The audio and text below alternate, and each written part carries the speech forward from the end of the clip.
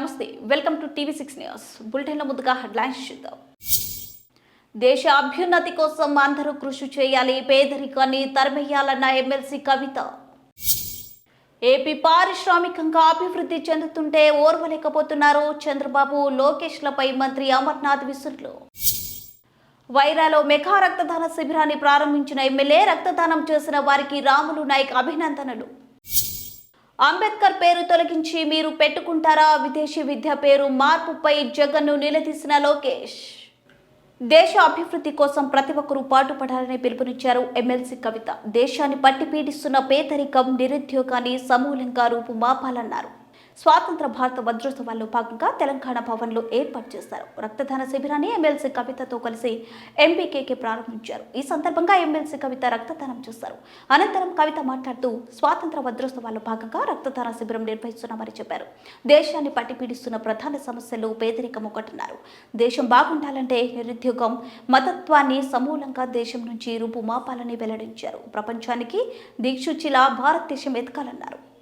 TRS party ఆధ్వర్యంలో తెలంగాణ భవన్లో జరుగుతున్నటువంటి రక్తదాన శిబిరంలో భాగంగా పాల్గొని రక్తదానం చేయడం జరిగింది. భారతదేశ స్వాతంత్రానికి సంబంధించి 75 వసంతాలు నిండినటువంటి సందర్భంలో మన భారత పౌరులుగా మనందరం కూడా ఒక్కసారి ఆలోచించుకోవాలి. ఈ దేశంలో జరుగుతున్నటువంటి పరిస్థితులు ఏంటి, ఈ పరిస్థితులు మారడానికి పౌరులుగా, ప్రజలుగా మన వంతుగా మనం ఏం చేయాలనేటటువంటి సమీక్ష చేసుకోవాల్సినటువంటి అవసరం ఉన్నది. 75 వసంతాలు అంటే వజ్రోత్సవాలు జరుపుకుంటున్నటువంటి ఈ సందర్భంలో మనందరం కూడా దేశ అభ్యున్నతి కోసం పాటుపడి పునరంకితం అవ్వాల్సినటువంటి సందర్భం ఇది. ఇవాళ మనం ఆలోచించుకున్నట్టయితే భారతదేశాన్ని పట్టి పీడిస్తున్నటువంటి అతి ముఖ్యమైన సమస్యల్లో ప్రధానమైనది పేదరికం, నిరుద్యోగం, అదేవిధంగా మతతత్వం. ఇవన్నిటినీ కూడా మనం సమూలంగా రూపుమాపుకున్నట్టయితే ఖచ్చితంగా 100 సంవత్సరాలు భారతదేశానికి స్వాతంత్రానికి నిండే లోపల మనం భారతదేశం ప్రపంచంలో నంబర్ 1 శక్తిగా ఎదిగేటటువంటి ఆస్కారం ఉంటుంది. ఒక పక్క ఆర్థిక శక్తిగా, ఇంకొక పక్క మొత్తం యావత్ ప్రపంచానికి కూడా దారి చూపించేటటువంటి ఒక నైతిక శక్తిగా భారత్ ఏదైతే ఉన్నదో ఆ స్థానాన్ని సుస్థిరపరచుకునేటటువంటి సందర్భం కూడా ఉంటుంది. కాబట్టి దేశ ప్రజలందరూ కూడా ఒక్కసారి ఆలోచించుకోవాలి. దేశం బాగుండాలంటే ప్రతి ఒక్కరు బాగుండాలి, ప్రతి ఒక్క వ్యక్తి కూడా బాగుండాలి. అటువంటి ఒక సమానత్వం ఉన్నటువంటి సొసైటీని నిర్మించాల్సిన. పారిశ్రామికంగా రాష్ట్రం అభివృద్ధి చెందుతుంటే ప్రతిపక్ష నేత చంద్రబాబు నాయుడు ఓర్వలేకపోతున్నారని, అందుకే అభివృద్ధిని అడ్డుకునే ప్రయత్నం చేస్తూ ఇష్టానుసారం విమర్శలు చేస్తున్నారని ఏపీ పరిశ్రమల శాఖ మంత్రి గుడివాడ అమర్నాథ్ మండిపడ్డారు. పారిశ్రామికంగా రాష్ట్రం అభివృద్ధి చెందుతుంటే Chandrababu ఓర్వలేకపోతున్నారు.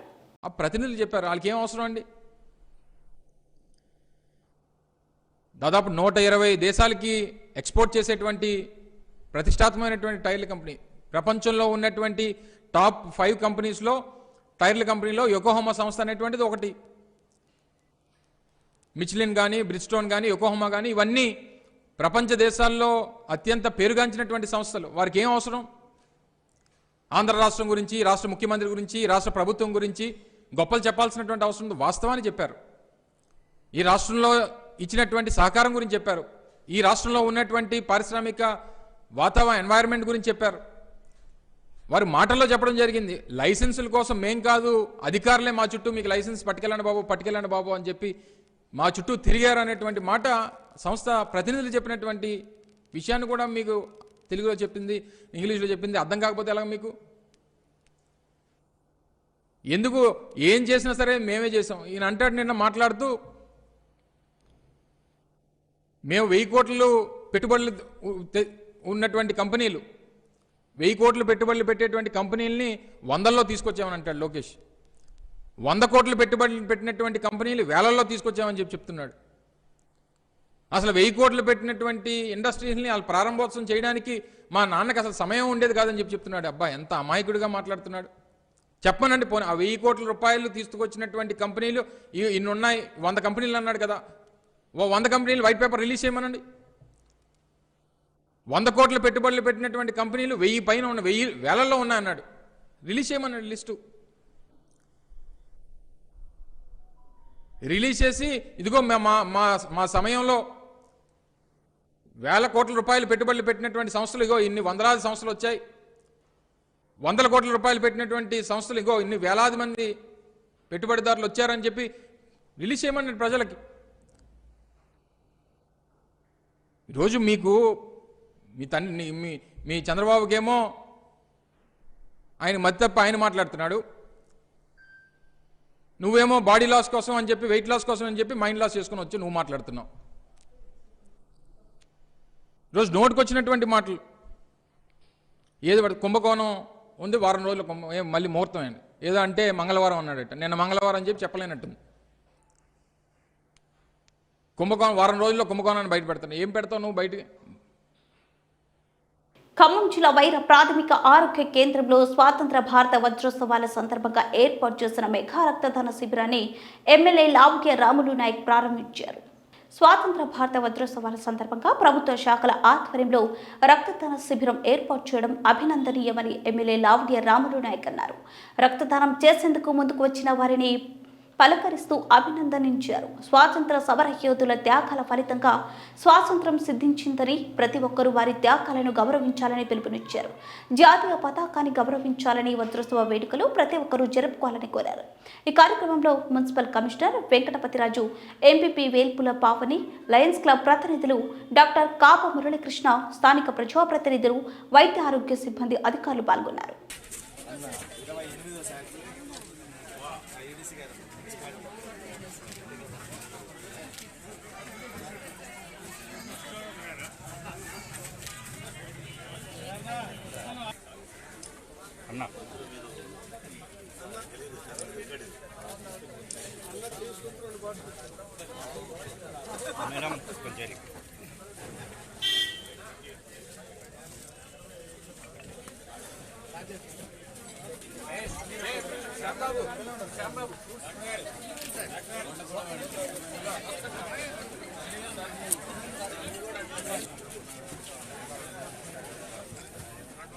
Water bottle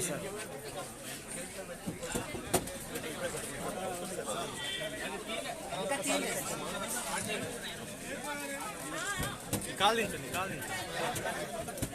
sir photo के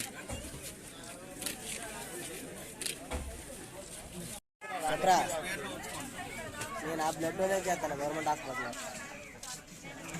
హాస్పిటల్లో ఉన్నారా? అర్థం కాల చేయలే, నిన్న వాడే చేసిండు. ఏం వచ్చిందో నైట్ బయలుదేరి డ్యూటీలో ఉన్నాడు వాడు.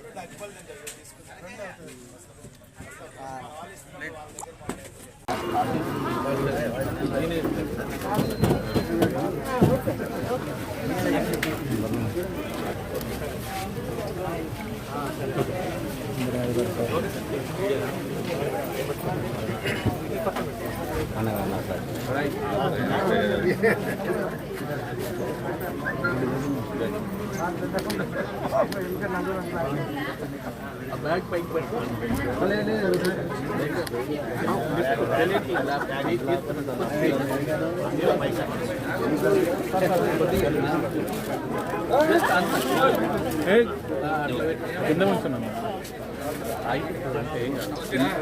సీఎం జగన్ దళిత ద్రోహిగా మారారని, ఎస్సీ సబ్ ప్లాన్ నిధులను దారి మళ్లిస్తూ వారికి తీరని అన్యాయం చేస్తున్నారని టీడీపీ జాతీయ ప్రధాన కార్యదర్శి నారా లోకేష్ తీవ్ర స్థాయిలో మండిపడ్డారు. విదేశ విద్య పథకానికి అంబేద్కర్ పేరు తొలగించడాన్ని నిరసిస్తూ మంగళగిరిలో నిరాహార దీక్ష చేస్తున్న టీడీపీ నేతలకు ఆయన సంఘీభావం తెలిపారు. బడుగు బలహీన వర్గాల పిల్లల విదేశాల్లో చదివి ఉన్నతంగా స్థిరపడాలన్న లక్ష్యంగా చంద్రబాబు హయాంలో అంబేద్కర్ పేరిట విదేశీ విద్య స్కీమ్ తెచ్చారన్నారు. అంబేద్కర్ పేరు తీసేసి జగనన్న విదేశీ విద్య అని మార్చుకున్న సైకో జగన్ అని ఫైర్ అయ్యారు.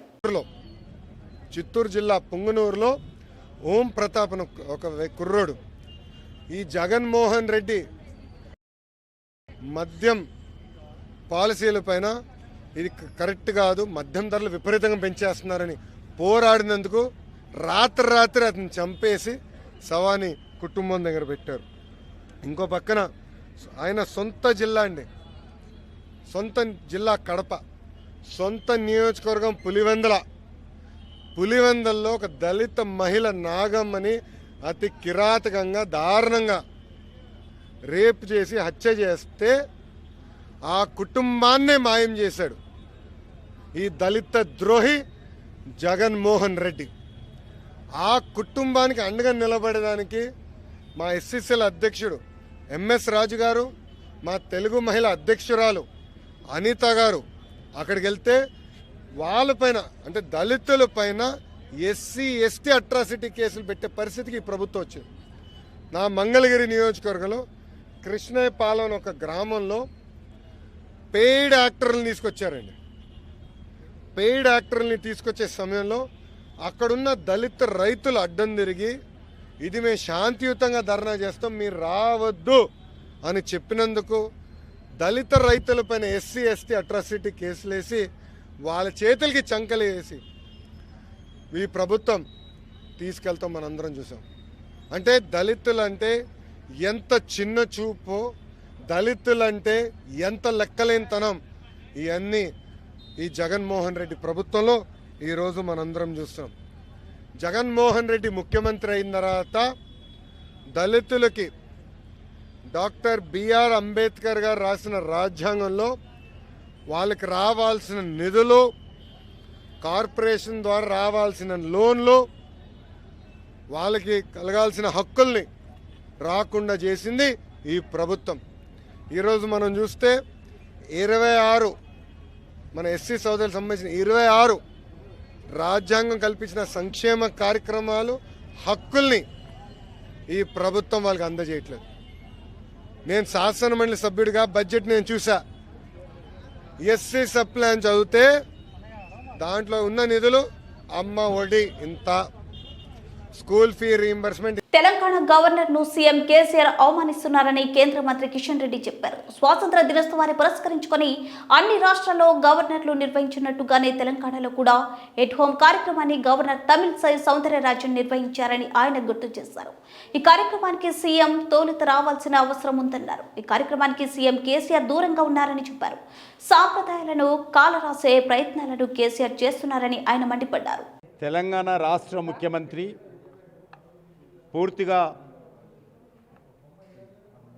విధానపరమైనటువంటి కార్యక్రమాలకు కూడా వారు ఏ రకంగా తూట్లు పొడుస్తూ ఉన్నారో మనం చూస్తాము. ప్రధానమంత్రి వస్తే వారు కనీసం ప్రధానమంత్రికి గౌరవం ఇవ్వరు.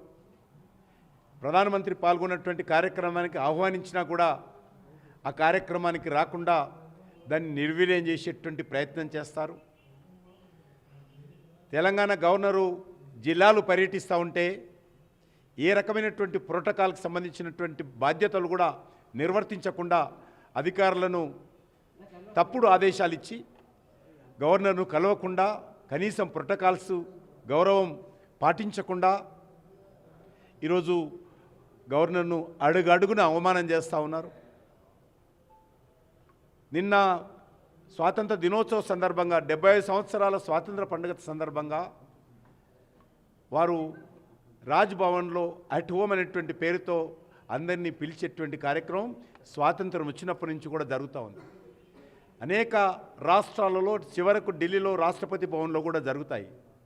మరి గవర్నర్ నిర్వహించినటువంటి కార్యక్రమంలో మొట్టమొదట రావాల్సినటువంటి వ్యక్తి ముఖ్యమంత్రి గారు.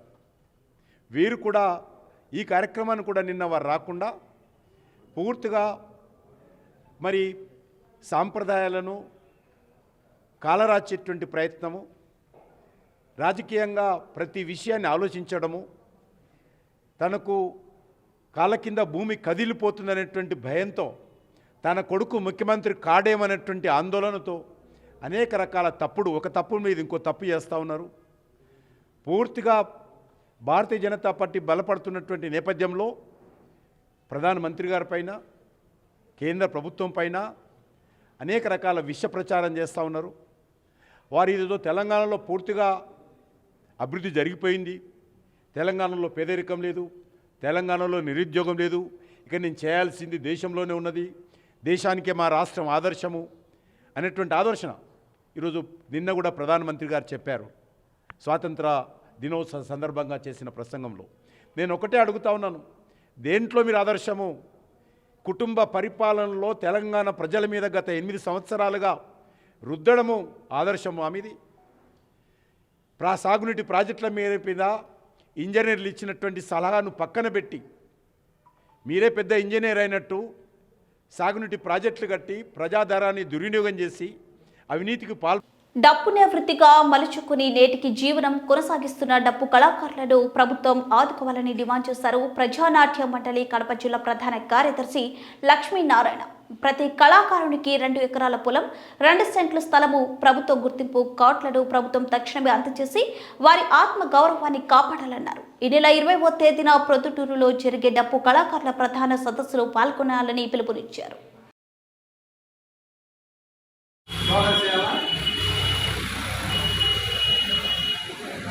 డప్పు కళాకారులకు ప్రభుత్వ గుర్తింపు కార్డు, డప్పు కళాకారులకు ప్రభుత్వ గుర్తింపు కార్డు, డప్పు కళాకారులకు ప్రభుత్వ గుర్తింపు కార్డు.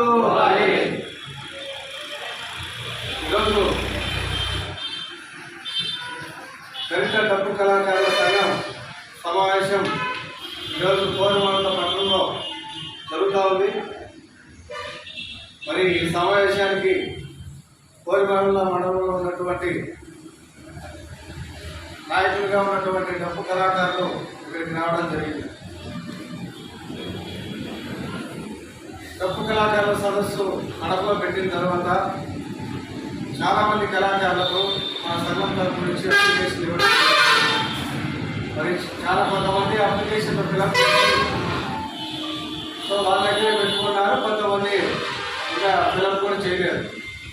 సో మనం ఆల్రెడీ ఒకసారి పిలిపించాము, ఎవరైతే ఫిలప్ చేస్తున్నారో వాళ్ళ అప్లికేషన్ అనేది తెచ్చి జిల్లా సెంటర్కి అప్పగిస్తే అవి తీసుకెళ్ళి విజయవాడకు మనం ఇస్తామని అంటున్నాం. సో ఆ దిశగానే మరొకసారి ప్రతి ఒక్క మండలాన్ని మన డప్పు కళాకారుల సంఘంగా ప్రతి ఒక్క మండలాన్ని టచ్ చేసి మరి కళాకారులందరికీ అవేర్నెస్ చేయాలని ఈరోజు రౌండ్ టేబుల్ సమావేశం జరుగుతూ ఉంది. మరి ఈరోజు చూస్తే ఆనాటి ప్రాచీన కాలం నుండి నేటి వరకు ఒక విలేకరిగా పనిచేస్తూ అనేక కార్యక్రమాల్లో ఊరేగింపులు కావచ్చు, తిరునాళ్ళలో కావచ్చు, పెళ్లికాడ కావచ్చు, చివరికి మరి శవం వల్లకాడికి పోయేదానికి కూడా డప్పు శబ్దం అనేది అంత ప్రాముఖ్యతగా పొందుతున్నది. మరి అలాంటి డప్పు కళాకారులను ఈరోజు ప్రభుత్వం విస్మరించడం అన్యాయం.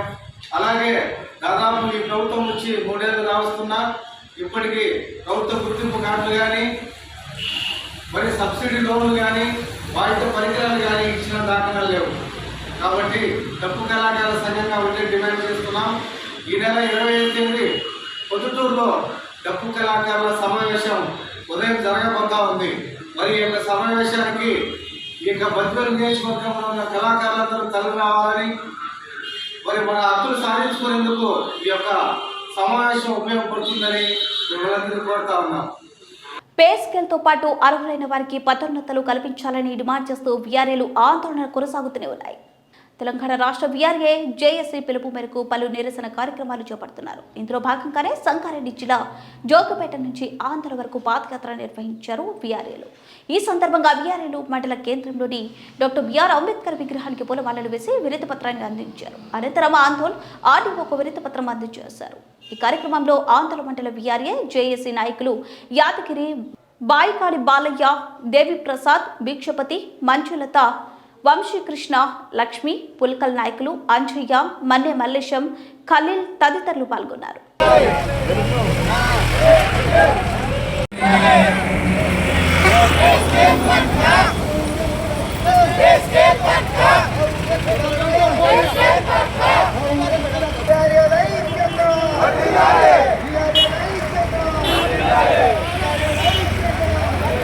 చంద్రబాబుకు కష్టం వచ్చినప్పుడు కొమ్ము కాసేందుకే పవన్ కళ్యాణ్ జనసేన పార్టీని స్థాపించాడని ఏపీ మంత్రి దాడిశెట్టి రాజా విమర్శించారు.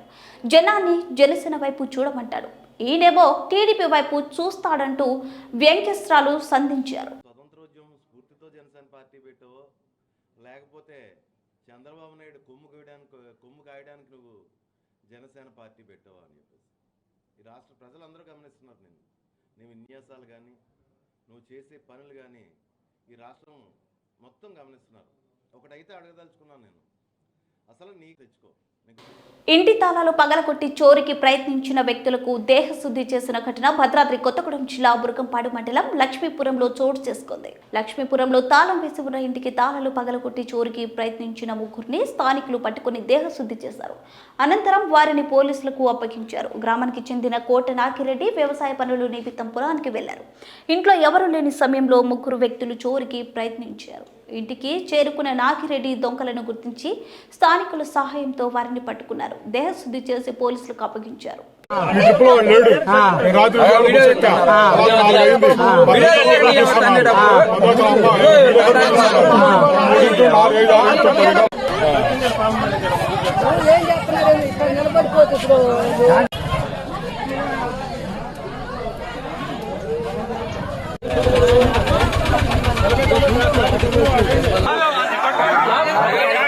ఇటు దున్నపోతున్నట్టుండగా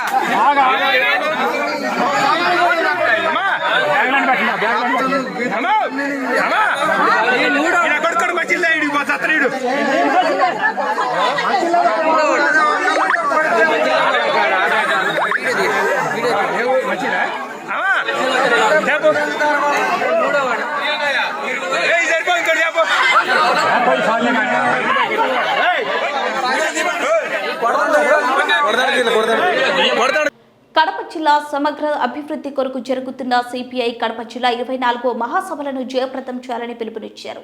సిపిఐ కడప జిల్లా నాయకులు గోపవరం మండల కమిటీ ఆధ్వర్యంలో ప్రాజెక్టు సెకండ్ కాలనీలో సిపిఐ జిల్లా మహాసభల వాల్ పోస్టర్లను సిపిఐ కార్యవర్గ సభ్యుడు వెంకటరమణ, గోపవరం మండల కార్యదర్శి పెంచులయ్యలు ఆవిష్కరించి మాట్లాడారు. కడప జిల్లాలో ఉక్కు ఫ్యాక్టరీ ఏర్పాటు చేయాలని డిమాండ్ చేశారు. భారత కమ్యూనిస్టు పార్టీ సిపిఐ మహాసభల సందర్భంగా ఈరోజు ప్రాజెక్ట్ కాలనీ 2లో వాల్ పోస్టర్ రిలీజ్ చేయడం జరిగింది. సెలవు పొద్దుటూరు అనే నినాదంతో ఈ నెల 20, 21, 22న 3 రోజుల పాటుగా మహాసభలు జరగనున్నాయి. రాయలసీమలోని కరువు పరిస్థితులపైన, అదేవిధంగా కడప జిల్లాలో సమగ్ర అభివృద్ధిపైన చర్చ జరుగుతుంది. అదేవిధంగా పాలకులు వివక్ష చూపిస్తున్న ఈ జిల్లా పైన ఎంత కఠినంగా వ్యవహరిస్తున్నారో అనే దానిపైన కూడా చర్చించబోతున్నాం. ఎందుకంటే ఈరోజు చంద్రబాబు నాయుడు వచ్చినప్పుడు ఒక శిలాఫలం నాటి ఉక్కు ఫ్యాక్టరీ అని చెప్పి ఆయన చేతులు ఎత్తేశాడు. అదేవిధంగా మన జిల్లా వాసి కదా అని చెప్పి జగన్మోహన్ రెడ్డి గారు సీఎం అయిన తర్వాత ఆయన ఒక శిలాఫలకం వేసి దాని శిలాఫలకాలు బొమ్మల్లాగా గోడగేసిన మేకుల్లాగా ఉన్నాయి తప్ప వాటి వల్ల లాభం పడిన దాఖలాలు కనపడడం లేదు. అంటే రాయలసీమలో పేదరికాన్ని పెంచి కడప జిల్లాకు ఎంతో అభివృద్ధికరమైన ఈ ఉక్కు ఫ్యాక్టరీని ఇంతవరకు నిర్మాణం చేయకపోవడము దుర్మార్గం విషయంగా సిపిఐగా మేము భావిస్తున్నాం. ఇప్పటికైనా జగన్మోహన్ రెడ్డి గారు గుర్తించి తమకు సీఎం కేసీఆర్ ఇచ్చిన హామీలను నెరవేర్చాలని వీఆర్ఏలు చేపట్టిన నిరసన దీక్షలు కొనసాగుతూనే ఉన్నాయి. ఇందులో భాగంగా మెదక్ జిల్లా చిన్నశంకర్పేట మండల తహసీల్దార్ కార్యాలయం ఎదుట మండల వీఆర్ఏల అధ్యక్షుడు గడ్డం మహిపాల్ ఆధ్వర్యంలో నిరసన దీక్షలు కొనసాగాయి. తామేమి గొంతెమ్మ కోరికలు కోరలేదని, సమస్యలు పరిష్కరించడానికి రాష్ట్ర ప్రభుత్వం మీనవేషాలు లెక్కిస్తూ ఉందన్నారు వీఆర్ఏలు. ప్రభుత్వం అనుసరిస్తున్న విధానాలను నిరసిస్తూ మోకాలపై నిల్చొని నిరసన తెలిపారు వీఆర్ఏలు. మేము ముందుకై ప్రతి ఒక్క మనిషిని కరోనా వచ్చిన మనిషిని ఇంటింటికి పోయి కాపులు కాసి ఇంట్లోకి వచ్చి బయటకు వెళ్ళకుండా చూసుకున్నాము. మొత్తం వీఆర్ఏలు ఎంతమంది ఉన్నామో అంతమంది ప్రతి ఒక్క డిస్టిక్లో కానీ, ప్రతి ఒక్క గ్రామంలో కానీ, ప్రతి ఒక్క తెలంగాణ మండలంలో, తెలంగాణ జిల్లాలో కానీ ప్రతి ఒక్క వీఆర్ఏలు అందరం కలిసి కరోనా పేషెంట్లు కరోనా వచ్చిన వాళ్ళందరూ ఇంట్లో కానీ వెళ్ళకుండా చూసుకున్నాము. గ్రామ సర్పంచ్ ఏది చెప్పినా కానీ బులెటిన్ ముగించే ముందు హెడ్లైన్స్ మరోసారి. దేశ అభ్యున్నతి కోసం అందరూ కృషి చేయాలి, పేదరికాన్ని తరిమేయాలన్న ఎమ్మెల్సీ కవిత. ఏపీ పారిశ్రామికంగా అభివృద్ధి చెందుతుంటే ఓర్వలేకపోతున్నారు చంద్రబాబు, లోకేష్లపై మంత్రి అమర్నాథ్ విసురులు. వైరాలో మెగా రక్తదాన శిబిరాన్ని ప్రారంభించిన ఎమ్మెల్యే, రక్తదానం చేసిన వారికి రాములు నాయక్ అభినందనలు. అంబేద్కర్ పేరు తొలగించి మీరు పెట్టుకుంటారా, విదేశీ విద్య పేరు మార్పుపై జగన్ను నిలదీసిన లోకేష్. ఇవి బులెటిన్ అప్డేట్స్. మరో బులెటిన్లో మళ్ళీ కలుద్దాం. చూస్తూనే ఉండండి టీవీ 6 న్యూస్. సమాచారం మా కర్తవ్యం.